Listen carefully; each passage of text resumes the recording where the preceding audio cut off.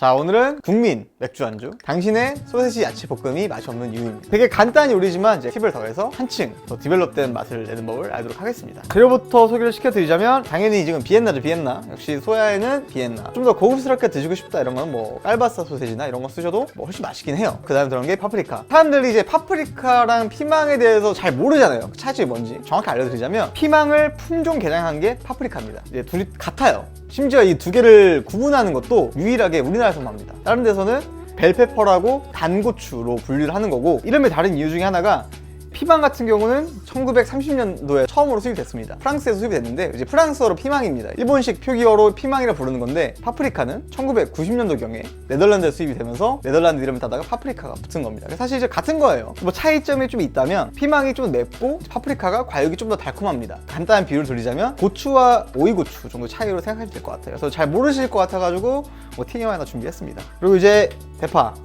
대파는 이제 전체적인 향과 식감을 더해줄 그런 녀석입니다. 그리고 해외에서는 향신료겠지만 우리나라에서는 주식인 빠질 수 없는 마늘이 들어가야겠죠. 이제 애호박까지 들어가고, 이제 뭐 소스, 뭐 굴소스 이런 거는 이제 하면서 하나 알려드리도록 하겠습니다. 재료 손질부터 먼저 하도록 하겠습니다.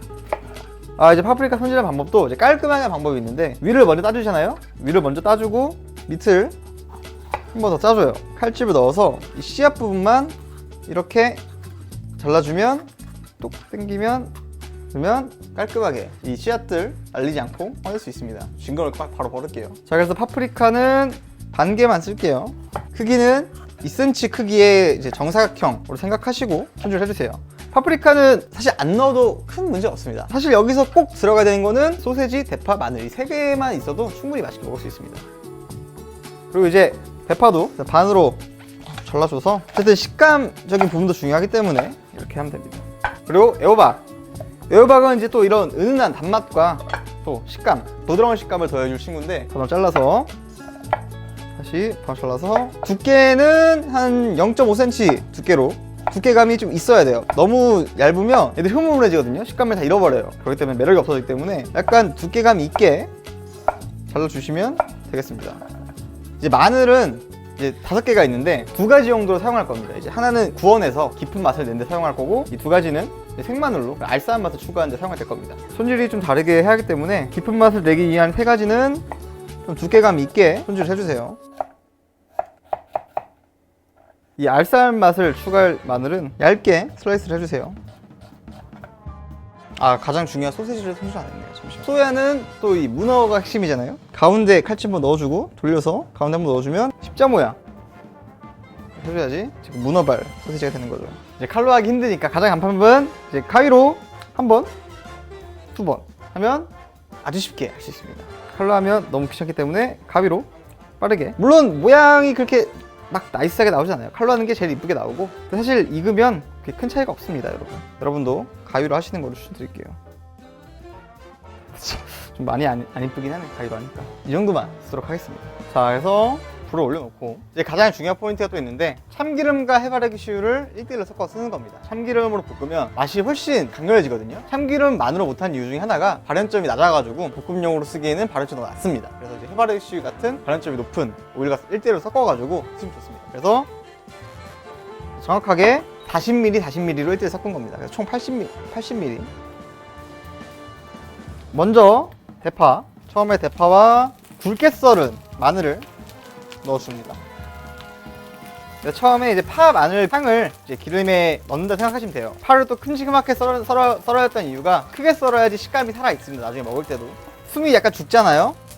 이때 파프리카는 제대로 안 익으면 너무 질깁니다. 충분히 익혀줘야지 단향도 잘 올라오고 부드럽게 먹을 수 있기 때문에 파프리카를 충분히 익혀줘야 돼요.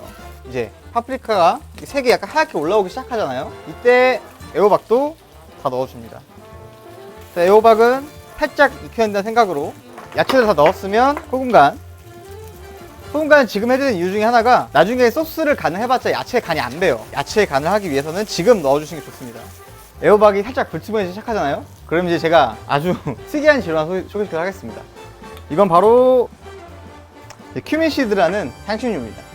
보통 이 향신료는 동남아 쪽에서 많이 사용하는 거고, 특히 이제 인도 쪽에서 많이 사용하고 커리에도 들어간 향신료 중에 하나입니다. 그래서 여러분이 드셨을 때 낯설지는 않은 향신료예요. 따로 드셔본 적은 아마 없으신 분이 많을 것 같지만 이 큐민을 2꼬집 정도 넣고 살짝 볶아줍니다.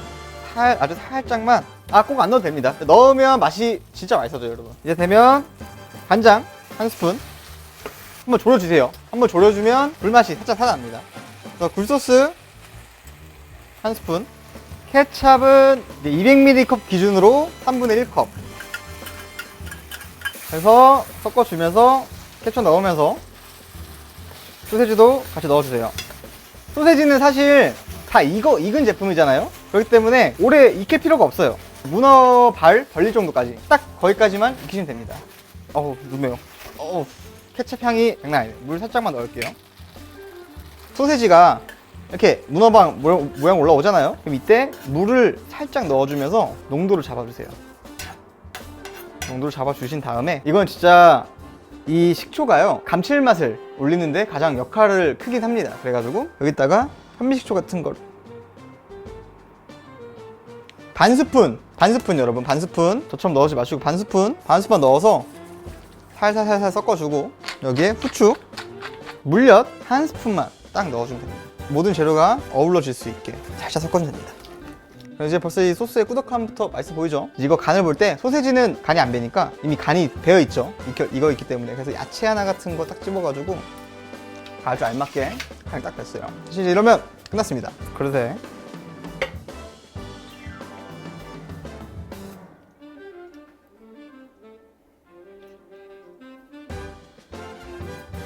하고, 마지막 마무리로 얇게 잘랐던 생마늘, 점인 마늘을 소복히 올려주세요. 사실 이거 뭐 생마늘 향 싫어하시면 안 올리셔도 상관없습니다. 그리고 이제 뭐 위에 후추 같은 걸 뿌려서 마무리하면 당신의 소세지 야채 볶음이 맛이 없는 이유였습니다.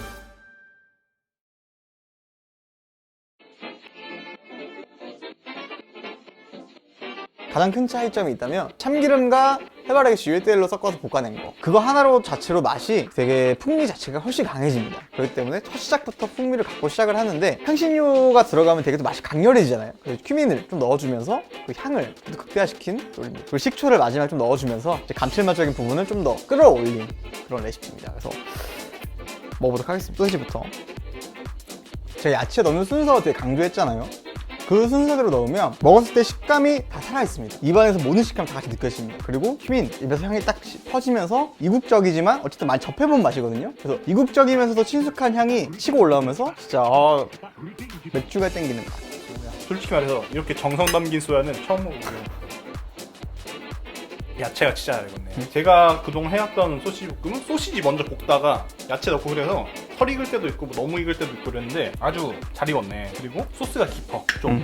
마지막에 그리고 큐민 향이 이렇게 올라온다 마지막에. 근데 난 큐민보다 식초가 더 역할이 큰 것 같은데. 입에 감겨. 시다 이런 느낌이 아니라 케찹인데 좀 더 한 단계 위에 케찹보다 진한 소스가 된 것 같은 느낌이에요. 사실 이거는 어떻게든 맛있긴 하잖아요. 소야는 이왕 먹는 거 조금이라도 맛있게 먹자. 아까 맥주 땡긴다 그랬는데 저는 수제 맥주가 땡기는 맛. 약간 더 고급스러워. 칭따오 생각나. 칭따오? 그러네. 큐민 그러네. 때문에 약간 칭따오 생각나는 맛. 애호박이 마음에 드네. 보통 애호박 안 넣잖아. 애호박이 식감에 부족한 느낌을 좀 더 채워주는 느낌? 참기름 향도 강하게 안 나는데 은은하게 나. 전반적으로 깊어지는 것 같아, 맛들이. 그러니까 원래 보통 소야를 생각하면 약간 케찹에 버무려 먹는 그런 느낌이 강하잖아요. 그런 맛도 강한데, 사실 이거는 약간 수제 케찹 같은 수제 케찹 느낌. 그 느낌은 나. 일반 케찹은 약간 얕은 맛이 나면 얘는 좀 더 깊은 맛.